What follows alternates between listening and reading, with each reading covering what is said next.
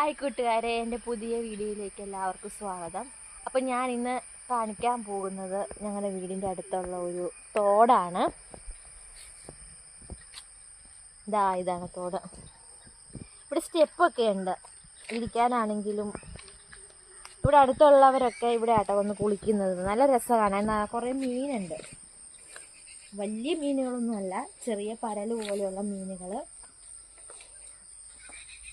ഒക്കെ ഉണ്ട്.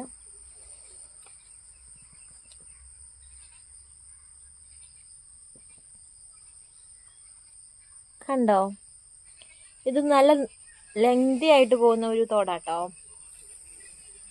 പണ്ട് എല്ലാവരും ഇവിടെയായിരുന്നു കുളിക്കുന്നതും തുണി അലക്കുന്നതും എല്ലാം.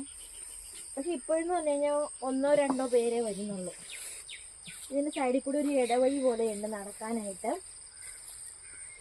ഇപ്പം എല്ലാവരുടെ വീടുകളിൽ വാഷിംഗ് മെഷീനും കാര്യങ്ങളൊക്കെ വന്നതിന് ശേഷം ആരും തന്നെ അങ്ങനെ പൊതുവെ തുണി അലക്കാൻ അങ്ങനെയൊന്നും പുറത്തേക്ക് തോട് വെള്ളം അങ്ങനെ പോകാറില്ലല്ലോ. പണ്ടുണ്ടായിരുന്നു. പണ്ട് ആൾക്കാരെന്ന് പറഞ്ഞാൽ എപ്പോഴും തോടിലും പുഴയിലും തുണി അലപ്പും കുളിയൊക്കെ. പക്ഷെ ഇപ്പോഴെന്ന് പറഞ്ഞു കഴിഞ്ഞാൽ അതൊന്നും ഇല്ല. ഒരു പാടത്തിൻ്റെ സൈഡിലായിട്ടാട്ടോ ഈ തോട് വരുന്നത്. അപ്പം നമുക്ക് നടക്കാനുള്ള വഴിയുണ്ട് ഇതിൻ്റെ സൈഡിൽ. അപ്പം നമുക്കിത് ഒരുപാട് മീനുണ്ട് ഇതിനകത്ത്, ഒത്തിരി മീനുണ്ട്. ചിലപ്പോൾ ചിലർ വന്ന് ചൂണ്ടയൊക്കെ ഇട്ട് പിടിക്കുന്ന കാണാം.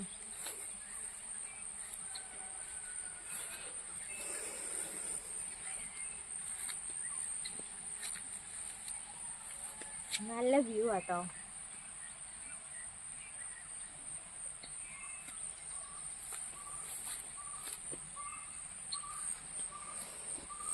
ഇതുപോലെ തോടൊക്കെ നമുക്ക് പഴയകാല ഓർമ്മകൾ വരുന്ന സ്ഥലങ്ങളാണ്.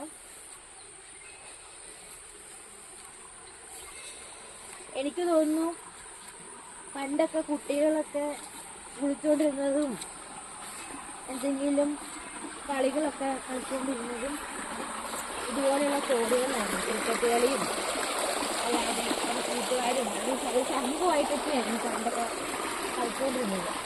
ഇപ്പോഴെന്ന് പറഞ്ഞു കഴിഞ്ഞാൽ ഒക്കെ മാറി. 2-3 സ്ഥലത്തു നിന്ന് വരുന്ന വെള്ളവാട്ടത്തിൽ ജോയിൻ ചെയ്ത് ഒരൊറ്റ തോടായിട്ട് പോയിക്കൊണ്ടിരിക്കുന്നത്. കുറേ വെള്ളമുണ്ട്, നല്ല വെള്ളമുണ്ട്.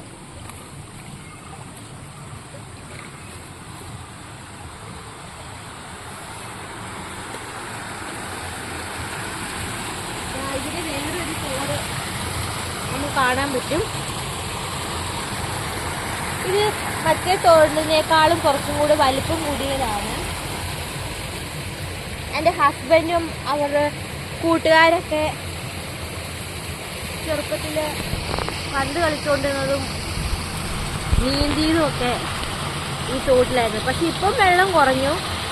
ഇപ്പം പണ്ടത്തെ അത്രയും വെള്ളമൊന്നുമില്ല. പക്ഷെ എന്നാലും നമുക്കിതൊക്കെ ഓരോ നൊസ്റ്റാൾജിയാണ്, ഇതുപോലത്തെ സ്ഥലങ്ങൾ. ഇതാ കണ്ടോ കൂട്ടുകാരെ, ഇതിലും മീനുണ്ട് കേട്ടോ. ഇതിലും മീനുണ്ട്.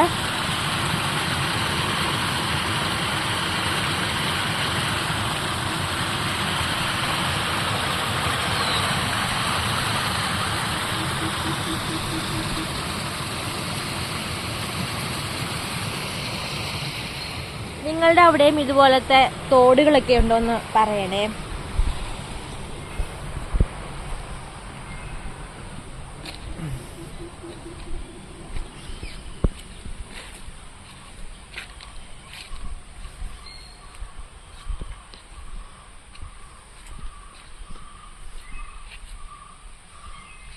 ഇതിനുള്ളിലേക്ക് പോകുമ്പോൾ ഒരു ഭാർഗവീ നിലയം ഫീലിംഗ് ആട്ടോ. നല്ല ഇരുട്ടും കുറേ മരങ്ങളും ഒക്കെയാ.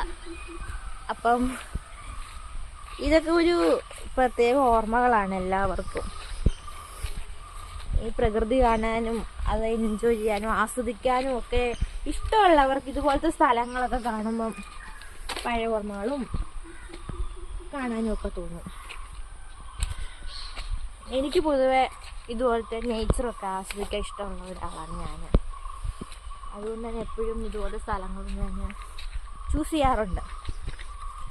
മിക്കപ്പോഴും ഞാൻ യാത്രകളൊക്കെ പോകുമ്പം ഇതുപോലത്തെ സ്ഥലങ്ങളൊക്കെയാണ് സെലക്ട് ചെയ്ത് കാണാൻ ആഗ്രഹിക്കുന്നത്. നിങ്ങളും ഇതുപോലെയുള്ള ആൾക്കാരാണോ എന്ന് കമൻറ്റ് ചെയ്യണേ. അപ്പോൾ ഞാൻ എൻ്റെ വീഡിയോ ഇവിടെ അവസാനിപ്പിക്കുന്നു. അപ്പോൾ എല്ലാവർക്കും ബൈ.